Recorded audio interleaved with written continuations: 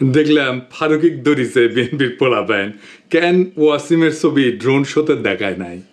ফারুকি দেখলাম মাপটাপ চাইতেছে, ফারুকির এই অভ্যাসটা ভালো, কিছু বার্তা দেয় না। এর আগেও পাঠ্য বইয়ে ওয়াসিমের নাম না থাকায় খুব খেপেছিল ছাত্রদল, দেখেছেন না, মনে আছে না? ছাত্রদলরে বলি, ছোট ভাই হিসাবেই বলি, ওয়াসিম আমাদের প্রিয়, সব শহীদেরাই আমাদের প্রিয়। শহীদদের উপরে দখলদারি করতে নাই, এতে শহীদের অসম্মান হয়, অমর্যাদা হয়। এটা পরামর্শ দিই আর এটা ইতিহাস বলি। 1990-এ আইকনিক শহীদ ছিল দুইজন, নূর হোসেন আর ডাক্তার মিলন। ডাক্তার মিলনের হত্যাকাণ্ডই এরশাদের পতনকে ত্বরান্বিত করে। উনি জাসদ করতেন, আমরা জানতাম। উনি বিএমএর নেতা, ডাক্তারদের নেতা, এটা সারা দেশে পরিচয় ছিল। ঢাকা মেডিকেল কলেজের টিচার ছিল। এখন এরশাদের পতনের পরে জাসদের মনে হইলো এটার পয়েন্ট নিতে হবে যে ডাক্তার মিলন জাসদ করত। সারা দেশ পোস্টারে ভরায় দিল জাসদ নেতা ডাক্তার মিলন বলে। মানুষজন পছন্দ করলো না। উনি ডাক্তারদের নেতা, ঢাকা মেডিকেল কলেজের শিক্ষক, 90-এর শহীদ, এই পরিচয়টা ঢাকা দিতে চাইলো জাসদ পরিচয় দিয়া। কি ফল হইল? নূর হোসেন যুবলীগের কর্মী ছিল, তার নাম সবাই জানে। ডাক্তার মিলনের নাম আজকে কয়জন জানে? এইভাবেই দলের স্বার্থ খাইয়া ফেলে শহীদের অমরত্বকে। ওয়াসিম শুধু না, সব শহীদের নামই টিকে থাকবে যদি ছাত্রদল আধিক্ষেতা না করে। শহীদদের মধ্যে শিবিরের ছেলে নাই? অবশ্যই আছে, ওরা তো আধিক্ষেতা করতেছে না। একমাত্র ওয়াসিমকে নিয়ে আধিক্ষেতা করতেছে ছাত্রদল। যখন মানুষ দেখবে যারা জোর করতেছে তো আমার উপরে, তখনই মানুষ মুখ ফিরায় নেবে। এভাবে হয় না আসলে। ওয়াসিমের নাম না আসলে কোথাও যেইভাবে ছাত্রদল ঝাঁপায় পড়তেছে তার উপরে, তাদের কিছু কথা বলতেই হয়। আপনাদেরকে আদৌ কোনো নৈতিক অধিকার আছে কারো সমালোচনা করার ওয়াসিমের নাম না নেওয়ার জন্য? না, নাই, নাই। আপনাদের নৈতিক অধিকার নাই। আপনাদের দলেরও কোনো নৈতিক অধিকার নাই কারো সমালোচনা করার। জি, ঠিকই শুনতেছেন। আপনাদের বিএনপির কারো নৈতিক অধিকার নাই কেন ওয়াসিমের নাম নেওয়া হইল না এটা বলার। প্রমাণ চান? এইটা সাহেব দেখান তো 7ই আগস্ট 2024-এ তারেক রহমানের বক্তব্য, যেখানে শহীদের নাম উল্লেখ করতেছে। শুনেন। দেশ এবং জনগণকে স্বাধীন করতে গিয়ে চোখে মুখে বুকে গুলি আলিঙ্গন করা আবু সাইদ কিংবা মুগ্ধের মতন হাজারো ছাত্র ছাত্রী, তরুণ তরুণীকে প্রাণ বিসর্জন দিতে হয়েছে। শুনেছেন? ওয়াসিমের নাম আপনাদের ভারপ্রাপ্ত চেয়ারম্যান কইল? কয় নাই তো। উনার এই বক্তৃতাগুলো তো স্ক্রিপ্ট করে বক্তৃতা। উনি কেন ওয়াসিমের নাম কইল না? উনি তো লিখেই বলতেছেন, তাই না? আগে উনারে ধরেন, তারপরে অন্যদের ধরতে আসেন। যাই হোক, আজকের প্রসঙ্গে আসি। আজকের প্রসঙ্গ শ্রী শ্রী ওয়াকারানন্দ প্রভুপাদ। এই শ্রী শ্রী ওয়াকারানন্দ প্রভুপাদ মনে হয় জিন্দেগির ভালো হবে না। মাসুদ ভালো হবে, উই ভালো হবে না। প্রভুপাদ কেন করছি? কারণ উই যা কাজ করিচ্ছে তাতে এটা ছাড়া আর কোনো কিছু কওয়া উচিত হবে না। ওয়াকারানন্দ প্রভুপাদ বাংলাদেশে ইন্ডিয়ার মূল চালিকা শক্তি হয়ে উঠছে। তার উপরে ভর করেছে ইন্ডিয়া। সে এখন ইন্ডিয়ার মূল প্লেয়ার বাংলাদেশে। তার উপরে ভর করিয়া ইন্ডিয়া কিছু করবে পাবে কিনা সেটা অন্য আলাপ, আমি আসিচ্ছি সে আলাপে। তার আগে দেখানি কেন আমি তারে প্রভুপাত। ওয়াকারানন্দ গেছে রাশিয়ায়, তারপরে ক্রোয়েশিয়ায়। জানুয়ারিতে রাশিয়ান রাষ্ট্রদূত দেখা করেছিল, তাই গেছে রাশিয়ায়। রাশিয়া কেন? কেন আমরা হিন্দুস্তান টাইমসের শিরোনাম দেখি, লিখেছে হিন্দুস্তান টাইমস, অভ্যুত্থানের জল্পনার মধ্যে ভারতের বন্ধু দেশে বাংলাদেশি সেনাপ্রধান করলেন কাজ। এই কথার মধ্যে সবকিছু কয়া দিছে। তাহলে কি কাজ করতে গেছে? আপনি যখন কারোর সাথে ঘুটু করতে যাবেন না, তখন তৃতীয় একটা দেশে যাবেন। এই তৃতীয় দেশটা হইতেছে রাশিয়া। এই রাশিয়ায় গিয়া সে ইন্ডিয়ার পানি পড়া নিয়ে আসিছে। আইসাই সে দেখাতে গেছে যে দেখো দেখো দেখো, বাংলাদেশে ইন্ডিয়ার সিফল সালার এখন আমি ওয়াকারানন্দ প্রভুপাদ, আমার এখন সার ডাকবা, বুঝছাও। গেছে বৌদ্ধ বিহারে, দেখেছেন? হিন্দুস্তান টাইমস কি নিউজ করলো এবার দেখেন। বাংলাদেশ ভাগের কথা উঠতেই এবার মৌলবাদীদের কড়া বার্তা সেনাপ্রধানের। ওয়াকার বললেন, দেখেছাও। এরপরে কুটি গেল, এরপরে গেল পয়লা বৈশাখ করতে ঢাকেশ্বরী মন্দিরে। আর পাশে কে? এডিটর সাহেব দেখান, এই কিরে, এই কিরে কিরে, সন্তোষ শর্মা। হ্যাঁ, সন্তোষ শর্মা বাংলাদেশের রয়ের 1 নাম্বার লোক। বাংলাদেশে আলেমদের ইন্টারোগেশনের টাইমে হাজির থাকতো এই সন্তোষ শর্মা। শোনেন হারুন ইজাহারের কণ্ঠে। একটা নামই বলতে চাই, আপনাদের সকলকে চিহ্নিত করে দিতে চাই। সে হচ্ছে এই একটা পত্রিকা ইদানিং খুব দেখা যায়, কালবেলা পত্রিকার সম্পাদক সন্তোষ শর্মা। সে সরাসরি ওই বিদেশি এই কান্ট্রির ম্যানেজারের পক্ষ থেকে, স্টেশন ম্যানেজারের পক্ষ থেকে সে সরাসরি সে আমাকে রিমান্ডে নির্যাতন করেছিল। সেজন্য ওই কালবেলা পত্রিকার সম্পাদক সন্তোষ এর বিরুদ্ধে, শর্মা, ওর বিরুদ্ধে মামলা হতে হবে। এবং সে কিন্তু নিজেকে অনেক বিভিন্ন আড়াল দিয়ে সে নিজেকে আড়াল করার চেষ্টা করেছে। এরাই কিন্তু আমাদের এই রাষ্ট্রকে সর্বদিক থেকে এনে ধ্বংস করেছে। এরপর 21 টিভির নিউজ দেখেন আর এটা। সন্তোষ শর্মা এখন তিনি দৈনিক কালবেলার সম্পাদক ও প্রকাশক। কাজ করেছেন শক্তি নামের পত্রিকায়। সাপ্তাহিক সুগন্ধার মালিক ছিলেন সন্তোষ শর্মা। হয়েছিলেন দৈনিক আমাদের সময় পত্রিকার ব্যবস্থাপনা সম্পাদকও। দেশে পূজা উদযাপন পরিষদের কেন্দ্রীয় কমিটির সাধারণ সম্পাদকও তিনি। ভারতের প্রধানমন্ত্রী নরেন্দ্র মোদীর সাথে ঘনিষ্ঠতার সংবাদ প্রকাশ করে তার নিজের পত্রিকাতেই। পেশাগত এসব পরিচয়ের আড়ালে সম্প্রতি বেরিয়ে আসছে ভয়ঙ্কর তথ্য। সন্তোষ দুটো ট্রাম কার্ড সে ইউজ করে, একটা সাংবাদিকতা আর হলো সম্পর্ক। সে বাংলাদেশ পূজা উদযাপন পরিষদের সাধারণ সম্পাদক। হেফাজতে ইসলামের যুগ্ম মহাসচিব মুফতি হারুন ইজহার চৌধুরীর দাবি, ভারতীয় গোয়েন্দা সংস্থা র এর এজেন্ট সন্তোষ শর্মা। এইটা সাহেব, এবার আর ওর আসল প্রভু মোদির সাথে ছবিটা দেখান। এইবার আমাদের প্রিয় সালাউদ্দিন সাহেবের সাথে দেখান, ভিডিওটা দেখান না। দেখিছেন মালটা? এইবার সব হিসাব মিলিছে, খাপে খাপ মমতাজের বাপের মতো মিলে গেল। তার মানে এইটার পিছনে একটা বিশাল পরিকল্পনা আছে ওয়াকারের এই ভিজিটের পিছনে। আমরা একে একে দেখব ওয়াকারুজ্জামান কেমনে ওয়াকারানন্দ প্রভুপাদ হয়ে উঠলো, সেই জার্নিটা আমরা এক্ষুনি একটু দেখি। ওয়াকারের সাথে তো ইন্ডিয়ার পররাষ্ট্র সচিব ক্যান্টনমেন্টে গিয়ে দেখা করেছিল, তাই না? সেনাপ্রধান তো সারাক্ষণ নাকি কথা কইতেছিল নতুন সরকার তৈরির সময় ভারতের সেনাপ্রধানের সাথে, তাই না?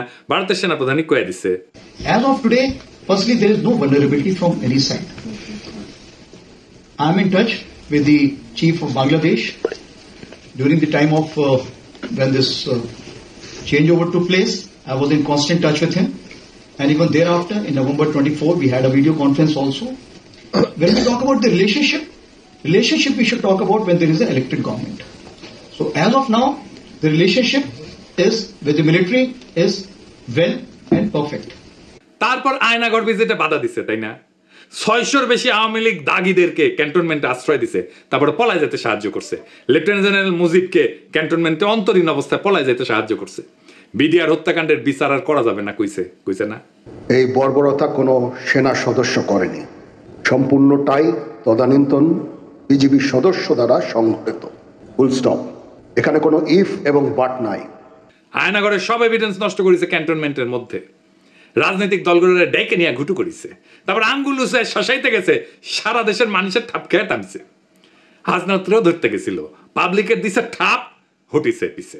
তারপর শহীদ পরিবারের সাথে নাটক করেছে, পন্দের আলোতে কলাম লেখাইছে, ছাত্র সৈনিকের ঐক্য যেন ফাটল না ধরে। সৈনিক মানে সাধারণ সৈনিক না, কিন্তু সৈনিক মানে ওয়াকার।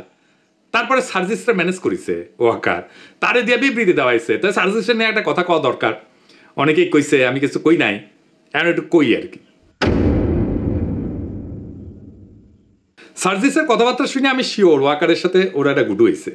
সার্জিসের একটা কথা কই তোমারে ছোট ভাই মনে কইরা, আমাদের টাইমে এরশাদের বিরুদ্ধে আন্দোলন করতেছি, তখন ডাকসুর জিএস ছিল জিয়াউদ্দিন বাবলু। দারুণ বক্তৃতা দিত, বাসদ ছাত্রলীগ করেছিল, খুব স্মার্ট পোলা ছিল, তোমার মতোই বক্তৃতা দিত, সুন্দর করে কথা কইতো আর কি। এরশাদের সাথে হাত মিলাইল, মন্ত্রী হইল এরশাদের, মারা গেছে বেচারা, কিন্তু তার পলিটিক্যাল ক্যারিয়ার শেষ। ক্ষমতার সাথে কম্প্রোমাইজ করলে রাজনীতি থাকে না। রাজনীতি হইতেছে ক্ষমতার সাথে টক্কর দেওয়া। বাংলাদেশে খালেদা জিয়ার যে ইমেজ, এটা হয়েছে তার প্রিন্সিপালড পজিশনের জন্য। হাসিনার যে খাইস্টা ইমেজ, তা কম্প্রোমাইজের জন্য। জিয়াউদ্দিন বাবলু তো আমারও নেতা ছিল, আমি তো তখন মফস্বলের ছোট নেতা। আর জিয়াউদ্দিন বাবলুকে কেউ চিনে?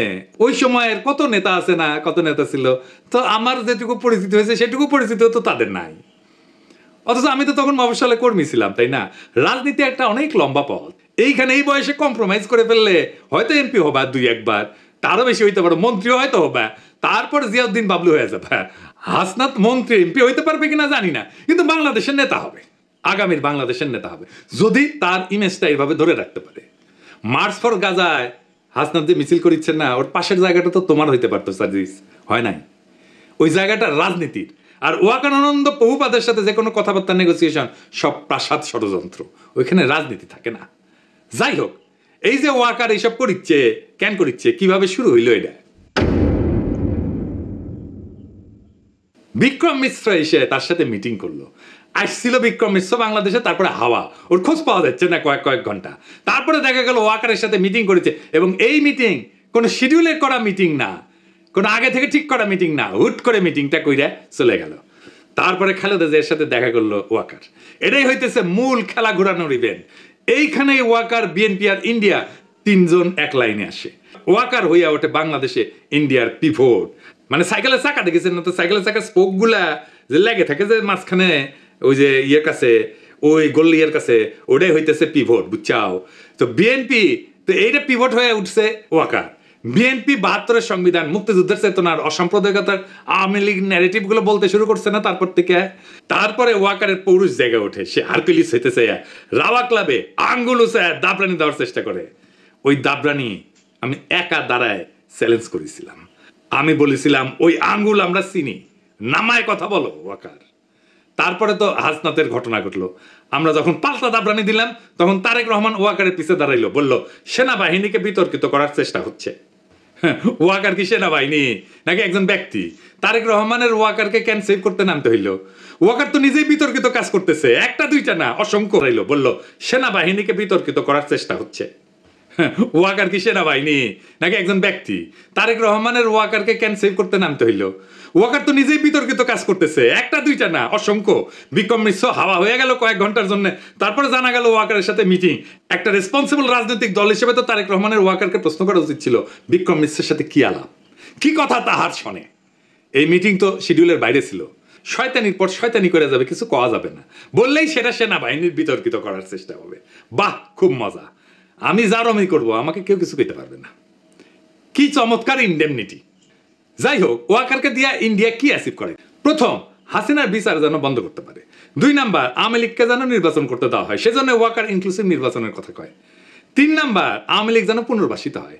এই জন্য ওয়াকার যত নড়াচড়া করবে ততই রাজপথে আওয়ামী লীগের মিছিল বেরোবে, বড় হইতে থাকবে এই মিছিল। ওর বাসায় যে আগুন দিবে। আর ফাইনালি আওয়ামী লীগকে যদি ফেরানো নাই যায়, তাইলে আওয়ামী লীগ ইন্ডিয়ার হইয়া যে রোলটা প্লে করেছিল সেটা যেন বিএনপি করে, আবার যেন ইন্ডিয়ান রাজত্ব কায়েম হয় বাংলাদেশে। তো ওয়াকার করে দিয়া কি আবার রাজত্ব কায়েম করতে পারবে? স্বপ্নে পারতে পারে, স্বপ্নে তো কত কিছু খাওয়া যায়। 1/11 আমেরিকায় কু করাইছিল না, তারপরে বাংলাদেশকে তুলে দিয়েছিল ইন্ডিয়ার হাতে। ইন্ডিয়ার নিজের একার কিন্তু হ্যাডম হয় নাই বাংলাদেশের উপরে দখলদারি কায়েম করার। ইন্ডিয়ার বাপেরও সাধ্য নাই বাংলাদেশে আবার দখলদারি কায়েম করে, বরং ওয়াকার, বিএনপি আর ইন্ডিয়ার এই অশুভ মৈত্রী পরাজিত হবে। এটাই ইতিহাসের নিয়তি। বাংলাদেশে এক গুরুত্বপূর্ণ সন্ধিক্ষণে দাঁড়ায় আছে। জুলাই বিপ্লবের পর প্রফেসর ইউনূসদের সরকার পরিচালনার দায়িত্ব দেওয়া হয়েছে তা শুধু নির্বাচন আয়োজনের জন্য না, বরং দীর্ঘদিনের দুর্নীতিগ্রস্ত রাজনৈতিক এবং প্রশাসনিক কাঠামো সংস্কারের জন্য। টাইম ম্যাগাজিন তাদের দুনিয়ার সবচাইতে প্রভাবশালী ব্যক্তিত্ব বলে স্বীকৃতি দিছে। এই মানুষটার লিডারশিপে আমরা সমস্ত ষড়যন্ত্রের জাল ছিন্ন করে আগায় যাব।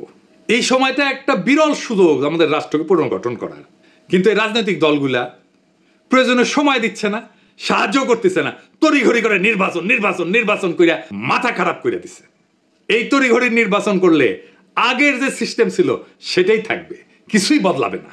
আবার ফিরে আসবে সেই ফ্যাসিবাদ, আবার ফিরে আসবে সেই স্বৈরাচার। বারবার দেখতেছেন না, বারবার রক্ত দেওয়া লাগতেছে, বারবার লড়াই সংগ্রাম করতে হচ্ছে, ওই একই জিনিস আবারও থাকবে যদি আমরা এবার কিছু করতে না পারি। তাই এখন এই সিস্টেম, এই ব্যবস্থা পরিবর্তনের সময় শুধু নেতৃত্বের পরিবর্তন না, ইতিহাসের প্রত্যেকটা বাঁকে আমরা দেখছি যখন দেশপ্রেমিক জনতা একত্র হয় তখন কোনো ষড়যন্ত্রই টেকে না, কোনো চক্রান্তই সফল হয় না।